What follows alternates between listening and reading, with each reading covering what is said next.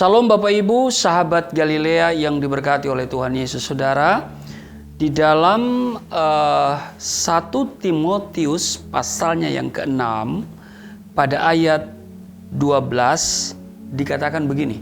Di ayat 12, bertandinglah dengan pertandingan iman yang benar dan rebutlah hidup yang kekal. Saudara, Tuhan Yesus telah menebus kita dari kutuk hukum Taurat. Amin. Bukan hanya hukum Taurat, tapi juga dari semua penyakit, kemiskinan, dan juga kematian yang kekal. Tetapi sekalipun kita telah melihat kebenaran dari penebusan kita, tidak berarti kita bebas dari persoalan-persoalan hidup. Namun, apabila kita tinggal tetap dalam firman Tuhan di tengah-tengah persoalan, kita akan tampil menjadi pemenang.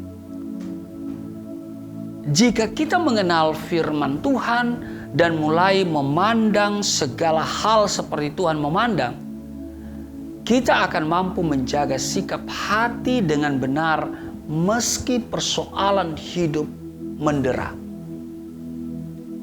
Ini merupakan kesempatan bagi kita untuk dapat hidup dengan iman dan membuktikan bahwa firman Tuhan itu ya dan amin.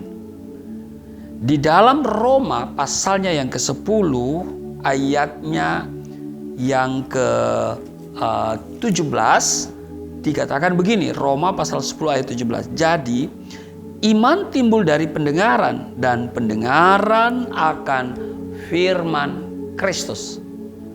Tetapi di dalam Yakobus pasalnya yang kedua ayat 17, ini juga sangat terkenal ya, ayat hafalan. Demikian juga halnya dengan iman.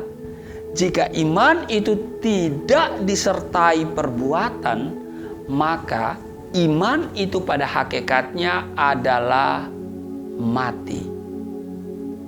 Dengan kata lain, iman timbul dari pendengaran firman Allah, tetapi iman yang kita terima terjadi apabila apa yang telah kita dengar itu kita praktekkan.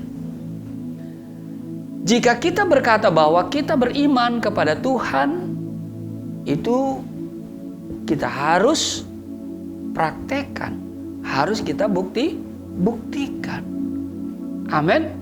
Jika kita berkata bahwa kita beriman kepada Tuhan, tetapi kita tidak pernah diuji melalui pencobaan-pencobaan, bagaimana kita bisa membuktikan bahwa kita memiliki iman?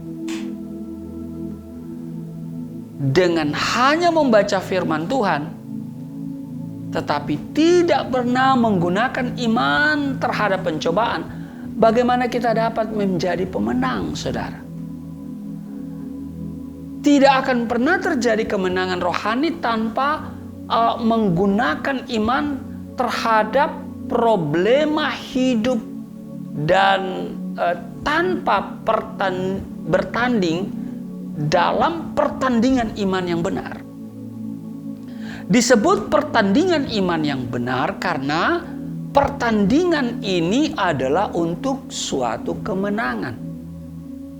Kita perlu belajar bertekun dalam mengatasi problema hidup. Sesungguhnya Tuhan tidak memberi penyakit, tidak memberikan penderitaan atau kemiskinan. Tapi terkadang Roh Kudus membimbing kita pada situasi-situasi yang secara manusia tidak kita sukai. Yaitu apa? Penyakit, penderitaan, kemiskinan. Nah, di tengah kesesakan inilah iblis berusaha membujuk kita untuk tidak taat kepada Tuhan dan menyimpang dari jalur yang Tuhan rencanakan bagi kita. Jika memang kita mengikuti tawaran-tawaran itu, maka kita akan menjadi orang yang kalah. Jika memandang pada problema, kita pasti akan kecil hati dan menjadi seorang yang kalah. Amin. Karena itu saudara, bersandarlah pada kebesaran dan kuasanya yang tidak terbatas itu. Yakinlah segala sesuatu indah pada waktunya. Amin. Tuhan Yesus memberkati. Mari kita berdoa. Terima kasih Tuhan. Kami harus bertanding dengan pertandingan iman yang benar. Kalau kami harus melewati pencobaan-pencobaan, kami percaya bahwa Tuhan tidak memberikan pencobaan melebihi kekuatan kami. Roh Kudus akan membawa kami kepada kehidupan yang berkemenangan. Karena Engkau telah menebus kehidupan kami.